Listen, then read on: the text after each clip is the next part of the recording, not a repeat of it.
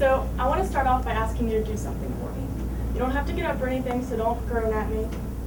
But I want you to use your imaginations. Don't even close your eyes, just put yourself in this situation.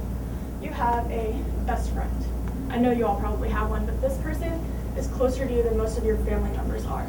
You trust them with everything, you tell them everything, and they're the person who would answer the phone for you at 4 in the morning to make sure that you're okay. Now, you're going to a party. It's nothing special. It's just a bunch of teenagers crammed into a house with a couple of kegs and an amateur DJ. You don't really know most of the people here, but your friend does, so you're okay with it. You trust them. You don't think that it's going to be like a cult or anything. So you're just chilling and you're having fun, and some people walk over to you. You don't know them, but your friend does. So you guys just get to talking and you're having fun, right? And then they pull out some weed. They ask you if you want to take a hit. You say no because you've heard the lecture a million times before. You don't even want to take the risk. But when they ask your friend says yes. You talk to them about it later, and they're like, they just blow you off. Oh, it's no big deal, it's just weed and it was only one time. But to you, it is a big deal.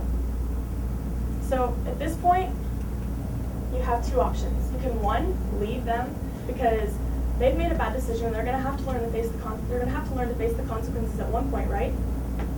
And you don't want to get sucked into this mess. You made the right decision, but by association, you could get in a lot of trouble. Or two, you could stick around and try to help because they're your friend and that's what you're supposed to do, right?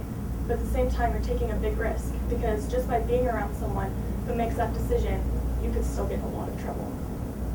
Now, what would you do? How many of you would leave and not risk it? How many of you would stick around? How many of you wouldn't even care that they smoked weed? Well, that's good. I chose to stick around. He was my best friend in the entire world. He meant everything to me. He was there for me through everything, with my parents, with my sister dying when I was 8. He was my go-to person. He listened no matter what time of day it was. He could have had to be up at 6 in the morning and he'd be there for me just because I needed a shoulder to cry on. He would go out of his way for everything. Now, I really thought that I could help him because it was early on, but as time went by, things only got worse. I started to realize there wasn't much that I could do to help him. After a time, it wasn't just once, and it wasn't just weed anymore. And as even more time passed, he wouldn't even shrug it off whenever I started to talk to him about it. He started getting mad at me. He told me that I didn't understand what he'd been through, even though I'd been there for him just as much as he'd been there for me. And it hurt me to know that there was nothing I could do. He yelled at me. He told me I could never understand because I'd never done drugs in my life, because I'd watched people in my family ruin their lives. He told me I didn't feel his hurt. What he didn't know was, watching someone I cared so much about go through that killed me inside, especially knowing that I couldn't help him at all. So eventually, I went back to the road and I left. I couldn't take it anymore. I was crying myself to sleep every night because he didn't care about my problems anymore. All he cared about was getting his next fix. He was snorting cocaine, shooting up heroin, and it set me off the edge.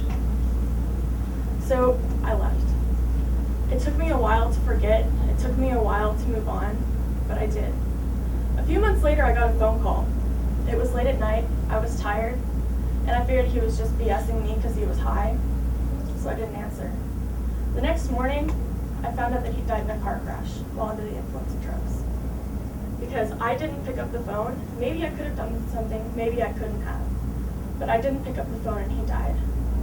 I'm not here to talk to you about why you shouldn't do drugs, because there are plenty of people out there to do that. All they do is focus on why you shouldn't, how to say no, and what will happen if you don't. No one tells you how hard it is to say no and to keep saying no when you're surrounded by people who say yes every day. It was hard for me to say no to him. It was hard for me to keep watching him throw his life away, and I wasn't even doing drugs.